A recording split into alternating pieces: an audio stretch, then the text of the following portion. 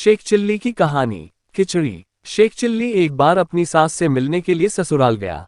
दामाद के आने की खबर मिलते ही सासू माँ ने शेख के लिए खिचड़ी बनाना शुरू कर दिया। शेख भी कुछ देर बाद ससुराल पहुंच गए।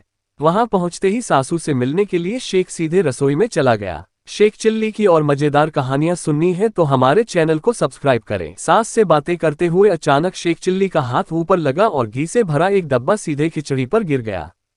सास को काफी गुस्सा आया, लेकिन दामाद पर वो गुस्सा नहीं कर पाए। गुस्से को दबाकर शेख चिल्ली को उसकी सासू माँ ने प्यार से खिचड़ी खिलाई। उसे खाते ही शेख खिचड़ी के दीवाने हो गए, क्योंकि पूरा एक डब्बा घी गिरने के कारण खिचड़ी और स्वादिष्ट हो गई थी। शेख ने सासू से कहा कि इसका स्वाद मुझे काफी पसंद आया है, आप मुझे इसका नाम बता दीजिए ताकि मैं भी घर जाकर इसे बनाकर खाऊं। शेख चिल्ली को उसकी सासू माँ ने बताया कि इसे खिचड़ी कहते हैं। शेख ने कभी खिचड़ी शब्द नहीं सुना था। वो ससुराल से अपने घर की ओर जाते हुए इस शब्द को बार बार दोहराने लगा ताकि नाम भूल न जाए। खिचड़ी खिचड़ी खिचड़ी कहते हुए शेख चिल्ली अपने ससुराल से थोड़ा आगे ही बढ़ा था कि वो किसी जगह पर कुछ देर के लिए रुका। इस दौरान शेख खिचड़ी का नाम रटना भूल गया। जैसे ही उसे याद आया तो वो खिचड़ी को खाचड़ी खाचड़ी कहने लगा। इस शब्द को रटते हुए शेख चिल्ली रास्ते पर आगे बढ़ा। कुछ दूरी पर एक किसान अपनी फसल को चिड़िया से बचाने के लिए उड़चिड़ी उड़चिड़ी कह रहा था।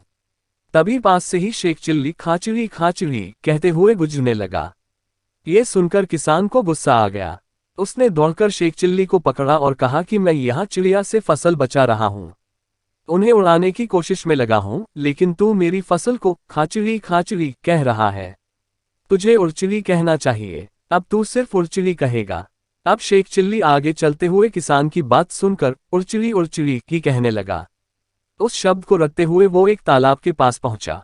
वहां एक आदमी काफी देर से मछली पकड़ने की कोशिश कर रहा था। उसने शेख चिल्ली को उड़चिड़ी उड़चिड़ी रटते हुए सुन लिया। उसने शेख चिल्ली को पकड़कर सीधे कहा कि तुम उड़चिड़ी नहीं कह सकते हो, तुम्हारी बातें सुनकर तो तालाब की सारी मछलियां भाग जाएंगी। अब तू सिर्फ आओ फंस जाओ ही बोलेगा। शेख चिल्ली के दिमाग में यही चीज बैठ गई। आगे बढ़ते हुए शेख आओ फंस जाओ ही रटने लगा।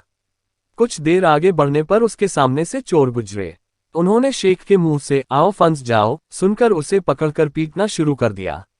उन्होंने कहा कि हम चोरी करने के लिए जा रहे हैं और तू कह रहा है आओ फंस जाओ।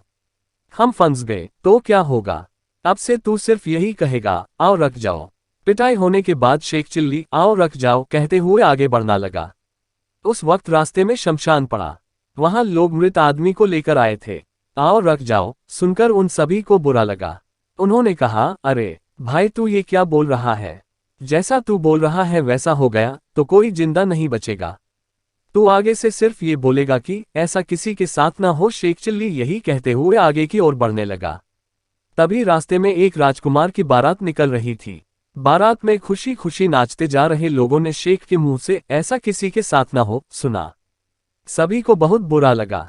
उन्होंने शेख को पकड़कर कहा कि तू ऐसे शुभ समय में इतना बुरा क्यों बोल रहा है, अब से तू सिर्फ यही कहेगा ऐसा सबके साथ हो। चिल्ली अब यही कहते कहते अपने घर थका हारा पहुंच गया। वो घर तो पहुंच गया था, लेकिन उसे खिचड़ी का नाम याद नहीं रहा। कुछ देर आराम करने के बाद उसने अपनी पत्नी को कहा कि आज तुम्हारी माँ ने मुझे खूब स्वादिष्ट चीज खिलाई, अब तुम भी मुझे वही बनाकर खिलाना। ये सुनते ही पत्नी ने उस व्यंजन का नाम पूछा। शेख चिल्ली ने दिमाग पर जोर डाला, लेकिन उसे खिचड़ी शब्द याद नहीं आया। उसके दिमाग में आखिर में रटने वाले शब्द ही थे। तब उसने गुस्से में पत्नी से कहा कि मुझे कुछ नहीं पता, बस तुम वो चीज मुझे बनाकर खिलाओगी। पत्नी गुस्सा करते हुए बाहर निकल गई। उसने कहा कि जब मुझे पता ही नहीं है कि क्या बनाना है तो मैं कैसे बनाऊंगी। उसके पीछे पीछे शेख चिल्ली भी चलने लगा। वो रास्ते में धीरे धीरे अपनी पत्नी को कहता, चलो घर चलते हैं और तुम मुझे वो व्यंजन बनाकर खिला देना। पत्नी और गुस्सा हो गई। पास से ही एक महिला दोनों को देख रही थी। शेख को धीमी आवाज में पत्नी से बात करते देख उस महिला ने शेख से पूछा कि क्या हुआ है, तुम दोनों यहाँ रास्ते पर खड़े होकर क्या खिचड़ी पका रहे हो। जैसे ही शेख चिल्ली ने खिचड़ी शब्द सुना उसे याद आ गया कि सासू माँ ने भी व्यंजन का यही नाम बताया था। उसने उसी समय अपनी पत्नी को बताया कि उस व्यंजन का नाम खिचड़ी है।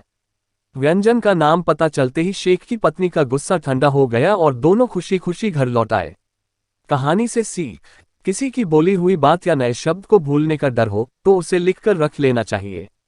सिर्फ उसे रटते रहने से शब्द गलत और अर्थ का अनर्थ हो जाता है।